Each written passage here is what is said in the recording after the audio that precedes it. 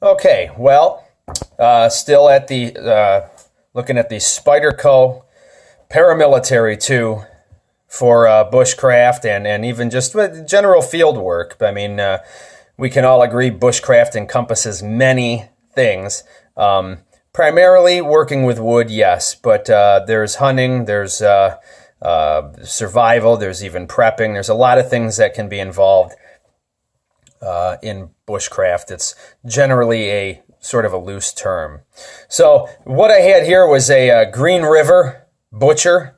This is, man, an extremely old company. They were sending these knives by the barrels out west on the wagon trails. So made in Massachusetts, I believe.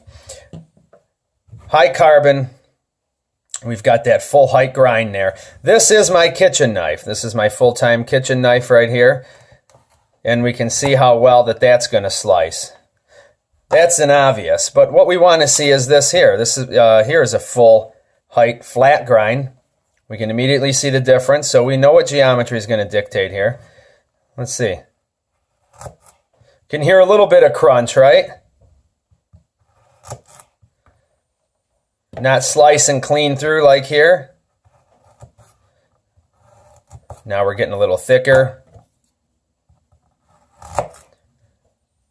So here's my wife's outdoor knife. This is some sort of more stainless. So now here's this Scandinavian grind. We can see the thickness of the Paramilitary 2 versus the Scandinavian ground fixed blade. Quite a difference in thickness. Like I had said, I'm not really sure I'm cool with how stout of a blade is on this PM2. Look at that.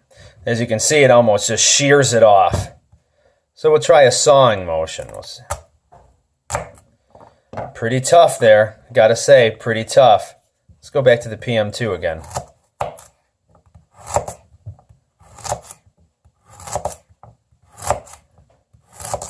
Nice, huh?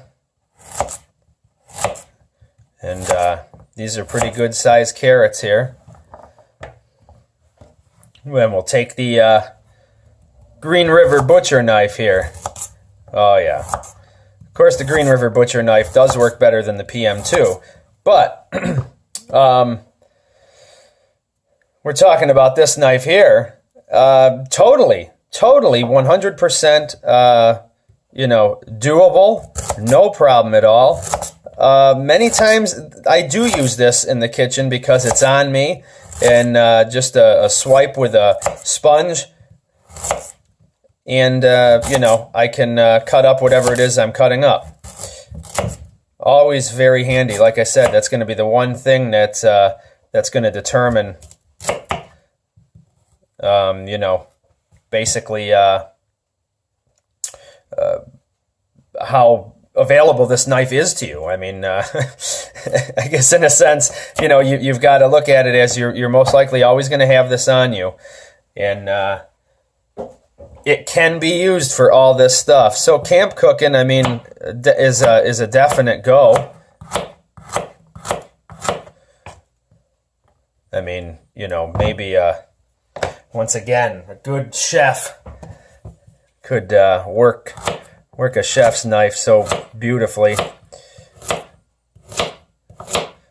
And I'm rather clumsy in the kitchen with the knife. But carrot is usually a good test because it's a hard media. It's not really forgiving. Apologize being out of view there a little. It's not really a forgiving knife. Or I'm sorry, a forgiving food to cut. Doesn't really give way too much. So the knife has to have good geometry, and that was the difference when we saw this Scandinavian grind. Like we've talked about, you have this little area right here, and then your full stock thickness, and so it wedges into the potato. A lot more force, and you can even see in the cut that it breaks it apart. More than slices it. where here we have nice smooth, edges. But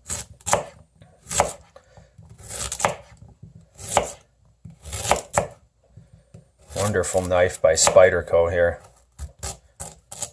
One of my favorites. So stay tuned. We will have more. The Spyderco Paramilitary 2 for bushcraft. And as we can see, it'll handle any camp cooking that you're going to have to do. And no problem at all. Fish and game, no problem at all either with this. And having that S30V steel on there,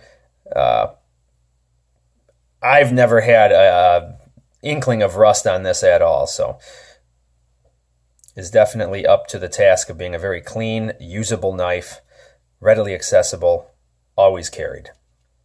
Thanks for watching. Take care.